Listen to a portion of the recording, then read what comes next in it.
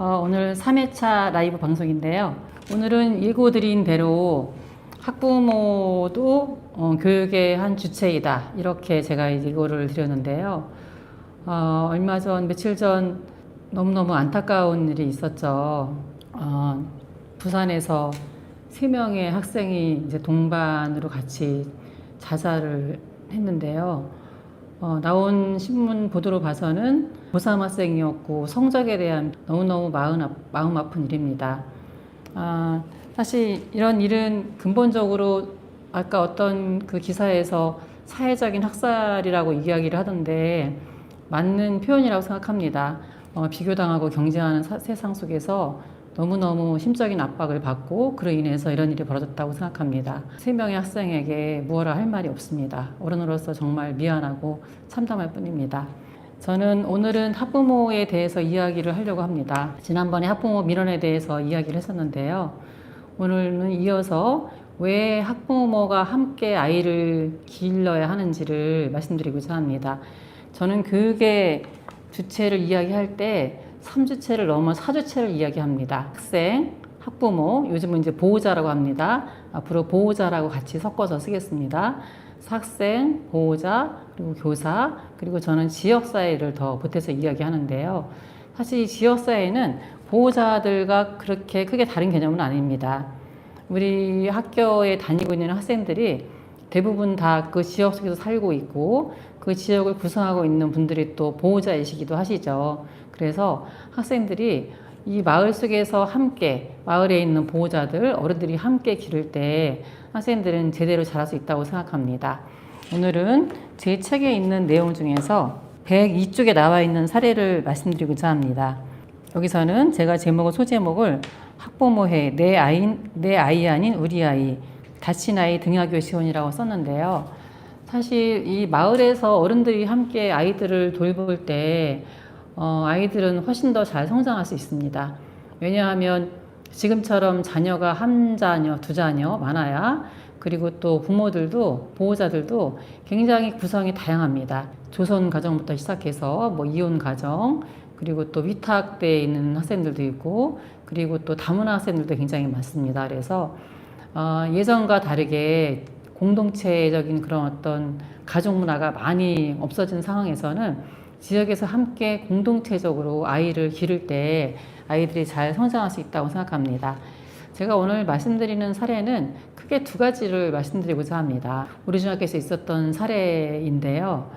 한 가지는 구체적으로 이제 아이 한 남학생을 같이 돌보았던 그런 경험을 말씀드리고 또 한 가지는 제가 우리 중학교에 다 같이 학교라는 방과 후 청소년 자치 배움터를 제가 만들었는데요. 그 자치 배움터를 통해서 어떻게 아이를 같이 지역에서 돌볼 수 있었는지를 말씀드리겠습니다.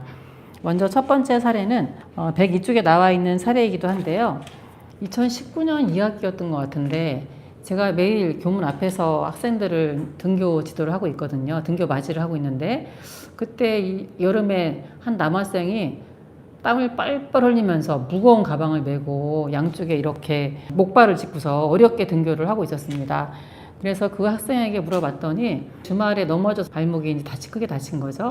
그런데 엄마는 차도 없고 또 출근을 하셔야 되고 택시를 불러도 가까운 거리고 또 골목길이라서 택시가 오지를 않고 그래서 걸어서 한 10분이면 충분히 올 수 있는 거리인데 그 거리를 이 남학생이 무거운 가방을 메고서 무려 1시간이나 걸려서 등교를 하고 있었던 것입니다. 그래서 제가 이 사실을 알고서 반에 있는 친구들을 같이 이제 도와줄 수 있게 하려고 했더니 이 남학생이 약간 좀 수줍음을 많이 타는 학생이었어요. 반 학생들하고도 많이 어울리지도 않고 그래서 그런지 남학생이 싫다고 했습니다. 이 남학생이 있는 교실이 공교롭게 4층이었고 당시에 엘리베이터도 없었거든요. 그러니까 너무 난감한 상황이었죠. 그래서 저는 이제 이 사실을 알고 며칠 하루 이틀 지켜보다가 도저히 안 되길래 혹시 학부모회 지원을 받을 수 있을까 해서 학부모 회장님께 의논을 드렸습니다. 왜냐하면 제 생각은 단순했는데 아침에 학부모들이 어차피 출퇴근을 할 거니까 출근하는 길에 이 남학생을 학교 교문에 좀 떨궈주고 가면 안 될까라는 생각이었거든요. 그랬는데 학부모님들이 너무나도 놀랍게 이 학생을 아침 저녁으로 이 학생을 등교를 시켜주기 시작했습니다. 거의 스케줄을 짜서 이 학생이 다리가 다 나을 때까지 약 한 2달경 가까이 했던 것 같아요. 그래서 아침에 이제 당번이 된 그 학부모님이 이 아이를 데리고서 교문에 내려주고 또 학교까지도 도와줬습니다. 학교 때가 되면 또 와서 데려다주고 그 과정에서 이 학부모님들과 이 남학생이 이제 대화를 이렇게 저렇게 나누게 되는 거죠. 그러면서 이 학생의 이 표정이 예상치 않았던 결과였습니다. 너무너무 밝아졌어요. 밝아지고 이거는 학부모님들 스스로도 얘기하셨었어요. 처음에 비해서 점점 더 이제 좀 가까워지면서 이야기도 잘하고 밝아지고 그런 모습으로 나타났습니다. 이 학생의 성격이 어린 이제 학생이잖아요. 아직은 굉장히 많이 달라져서 그 이후에 나아지고 학교에 다닐 때도 저를 만나도 그렇고 굉장히 밝게 인사를 하고 그 뒤에 졸업하고 나서 찾아오기도 했습니다. 그리고 학교에서도 훨씬 더 밝게 친구들과 잘 어울리는 모습을 보면서 아, 이렇게 그 집에서 혼자서 어머님이 생계를 책임지고 있었기 때문에 전적으로 이 아이를 아침 저녁으로 돌봐주기는 어려웠던 거죠. 그런 상황에서 마을에 있는 학부모님들이 함께 아이를 같이 돌봤을 때 어떠한 성과가 나타나는지 어떤 효과가 있는지를 절실하게 느꼈었습니다. 제가 이 사례를 기회가 있을 때마다 강의 가면 이 사례를 이야기를 했었거든요. 그랬더니 이 사례를 들은 그 성공회대학교 김찬우 교수님이 신문사에다가 기고를 하셨습니다. 기고하실 때 제목이 뭐였냐면 비스듬한 관계라는 부제목을 붙여서 이걸 설명을 하셨는데요. 저는 이 비스듬한 관계라는 것이 굉장히 인상적이었습니다. 이 비스듬한 관계는 뭐냐면 제가 이 부분을 읽어 드리겠습니다. 아이들은 보통 수직적인 관계, 즉 집과 학교에서는 수직적인 관계로 간섭과 통제를 흐리기 쉽고 또래들 사이에서는 수평적인 관계로 비교와 경쟁이 일어나기 일수다. 그런데 비스듬한 관계는 그러한 긴장을 흡수하는 완충지대가 될 수 있다. 아이들이 부모나 교사 이외에 연장자들과 다양하게 접속할 수 있다면 삶이 풍요로워질 수 있다. 인생 선배를 통해서 새로운 가치관이나 라이프 스타일을 접하면서 역할 모델의 폭을 넓힐 수 있고 자신의 숨은 미덕을 발견하면서 자존감을 회복할 수 있다. 서울 구로구의 우리 중학교에서 있었던 일이다. 해서 제가 아까 말씀드렸던 그런 사례를 소개를 수직적인 관계일 수 있는 부모나 교사 그 관계가 아니고 또 수평적인 관계이면서 경쟁 관계에 있는 친구들과의 관계 그 관계가 아니라 연장자이기도 하고 또 물론 이제 반대로 더 나이가 더 어린 친구일 수 있겠죠. 그런 관계를 통해서 또 다른 그런 어떤 관계를 넓힐 수 있고 자신의 어떤 숨은 미덕을 발견할 수 있다라고 말하고 있습니다. 어떻습니까, 여러분?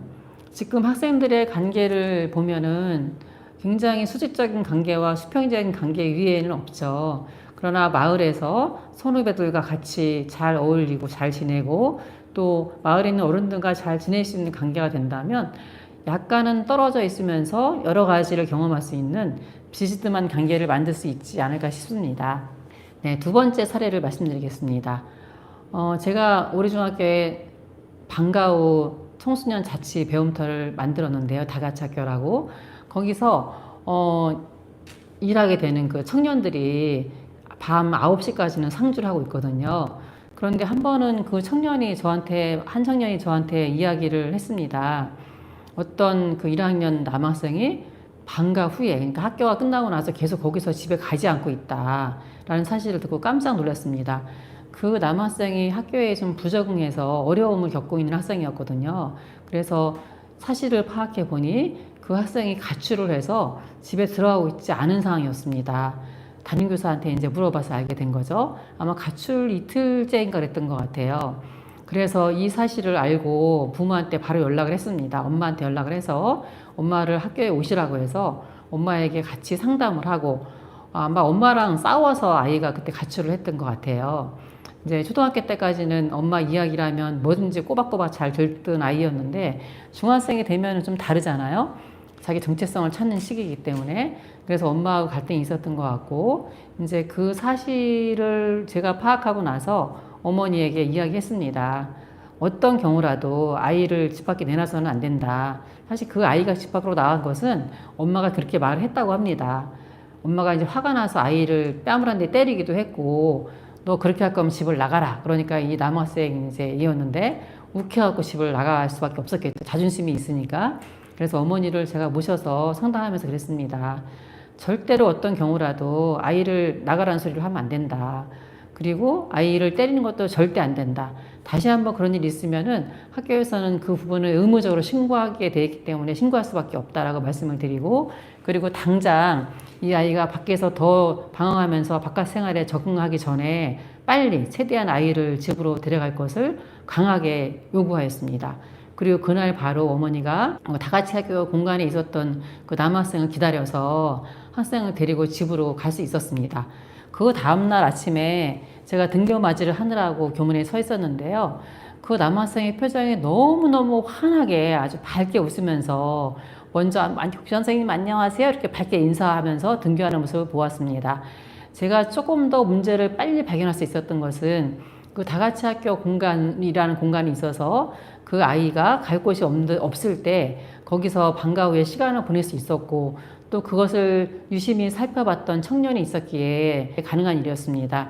저는 이렇게 지역사회 속에서 아이들이 마음껏 지낼 수 있는 공간이 반드시 마련되어야 된다고 생각합니다.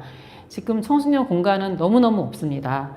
원래 읍면동마다 의무적으로 하나의 청소년 공간을 만들게 되어 있으나 그런 것은 거의 없습니다. 제가 그 사실을 알고 학교에 방과 후에 비어있는 공간을 공유하자는 차원에서 다같이 학교를 만든 것이기도 한데요. 그래서 그 아이를 발견하고 신속하게 문제를 해결할 수 있었습니다. 오늘은 제가 두 가지 사례를 말씀드렸는데요. 이 두 가지 사례는 모두 지역사회에 있는 학부모, 지역사회에 있는 어른들이 어떻게 함께 아이를 기를 수 있는지를 말씀드리고자 하였습니다. 즉 학교는 국가교육과정은 학교에서 운영을 하지만 아이의 성장을 돕는 것은 학교만으로는 절대 안 됩니다. 그래서 지역사회 속에 있는 학부모들, 보호자들, 어른들이 반드시 필요하고, 또 지역사회 속에 학생들이 자유롭게 머물면서 자신들의 생활을 편안하게 지낼 수 있는 청소년 공간이 반드시 필요하다고 생각합니다. 네, 오늘은 왜 학교 외에 학생들의 지원을 할 수 있는 학부모, 보호자가 또 하나의 중요한 교육 주체인지를 말씀드리고자 하였습니다.